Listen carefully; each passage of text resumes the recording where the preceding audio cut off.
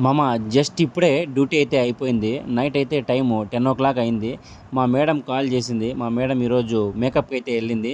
అందుకనే నైట్ 10 అయిపోయింది. వచ్చి పికప్ చేసుకో అని చెప్పి మేకప్ అయితే అయిపోయింది. పికప్ చేసుకో అని చెప్పి కాల్ చేసింది.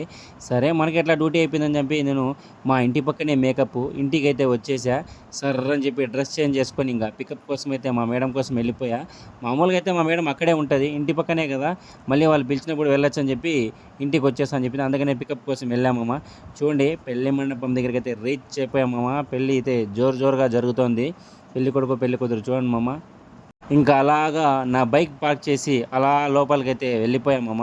ఇక్కడ చూడండి మేకప్ అయితే చాలా ఎక్సలెంట్‌గా వచ్చిందంట.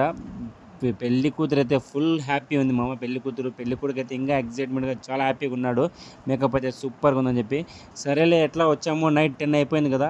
తినేసి వెళ్దామని చెప్పి మా మేడం చెప్పింది. సరే మనకు ఇంక డీపీ ఎట్లా పడుతుందని చెప్పి నేను ఇద్దరం అయితే కూర్చునేసినాం మామ తినేదానికి.